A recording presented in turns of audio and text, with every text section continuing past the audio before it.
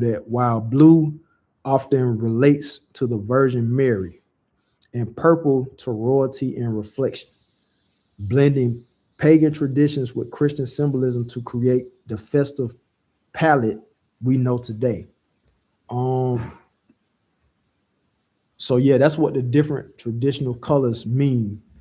So I brought that out to show you the contrast, to show you what actually how the Most High God uses His colors. All right, so let's go to Exodus 28 and 17 through 20. Exodus 28, what I say? Exodus 28, 17 through 20, right?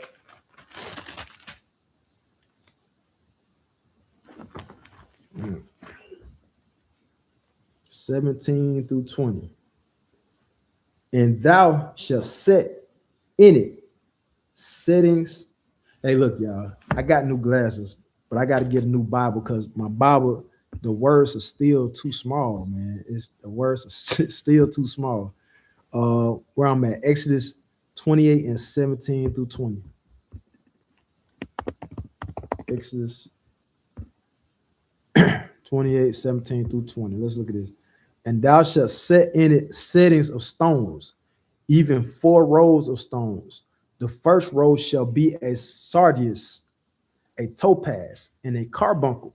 This shall be the first row. So these are the stones. When you look at this chapter and whatnot, these stones are representations of the 12 tribes of Israel, and each tribe has a stone, and they're located on the breastplate of the priests, breastplate when they go pray and do the righteous duties and things like that.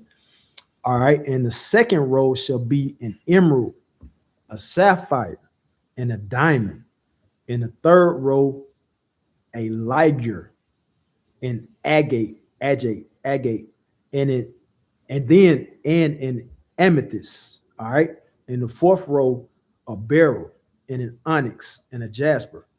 They shall be set in gold in their enclosures.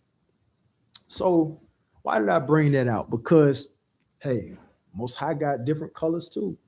And the colors that he got are actually for a purpose, a greater purpose. And a lot of things in a lot of different cultures, people use stones that we know today in the world. People use stones for like, healing reasons and, medical purposes and spiritual properties and stuff like that.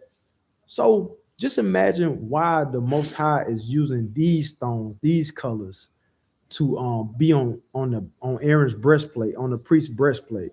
You know what I mean?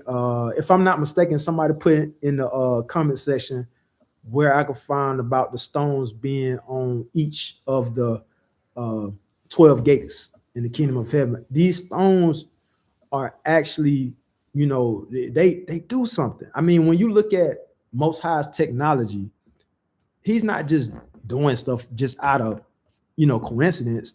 He has a purpose for everything that's strategically made, built, and the way he used things is a strategic reason and a technological advance like reason why he's doing everything. I mean, when you look at the chariots, Most High's throne and the chariots and the wheels of fire and stuff like that, when it describes it in Daniel and about the angels, just all the things that deals in the kingdom of heaven, these things are advanced. You know what I'm saying? Because why would you really think that in the kingdom of heaven everything looks like Stone Age? As far as I'm just saying, as far as how smart we know the Most High is, nobody can reach the Most High's intelligence.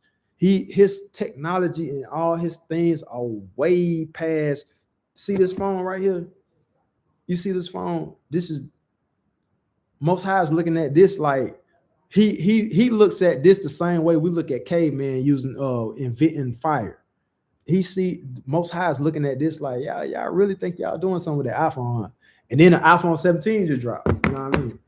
I'm thinking about getting that thing, but Most High looking at this like, y'all think all this is these Apple iPads and all this stuff is high technology. Y'all think Elon Musk what he got what's the damn, I can't even think. What's the car he got? Y'all, somebody tell me. I can't even think about the car name, but he got the car Tesla. Yeah, Tesla. So he got Tesla out there. Y'all think that because the millionaires driving these cyber trucks, y'all be like, oh, that's a cyber truck just passed by there. Most High is impressed by that. Most High, like, if y'all only knew, if y'all could only search y'all imagination and know what's in the kingdom of heaven, y'all would understand. Y'all would really understand what this thing is all about. You feel what I'm saying? And I'm talking to you, brothers and sisters, that's in the truth. If y'all just really understood what was in the kingdom of heaven, y'all would know what this whole thing is all about. Y'all would know why we have to go through what we have to go through as far as our faith being tested. You feel what I'm saying? Because just imagine if we already knew what was in the kingdom of heaven, how easy this life would be. We would already know what's waiting on us on the other side. There would be no reason for Paul to say without faith without works is dead, because we were all our faith would be through the roof if we already seen what was in the kingdom. But you have to have the faith, like Christ said, the faith the size of a mustard seed, to imagine what's out there past beyond 2025. Beyond 2025. You know what I'm saying? You just have to put your mind out there to understand what is the purpose of all these stones? What's the purpose of all these colors that Most High created?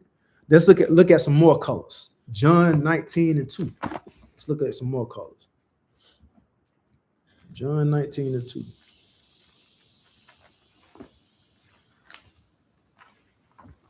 Look at what they said about Christ in the book of John. John 19:2.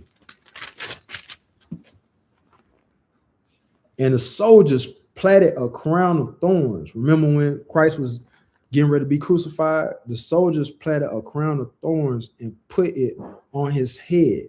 And they put on him a purple robe. So purple, we understand that purple is a representation of royalty. You know, again, I'm just going over different colors that are in the scriptures that represent something.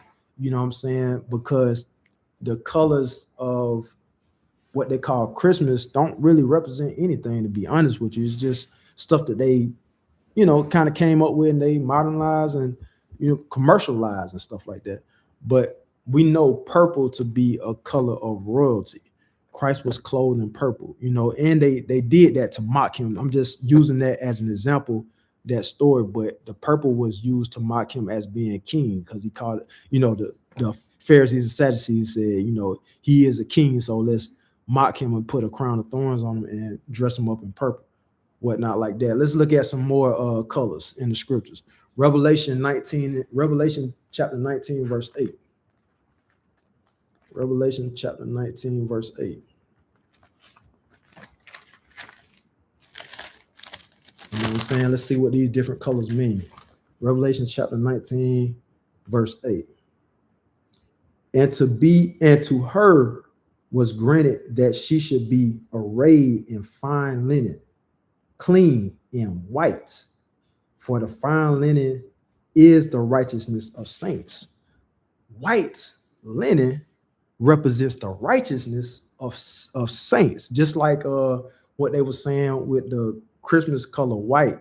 And we all know, when you look in the dictionary, white usually means purity or cleanness and things like that. What it's saying right here is that when Most High used white linen, he used it to represent righteousness. White linen is a representation of righteousness. So we are learning how Most High perceives colors, why he uses the different colors that he uses.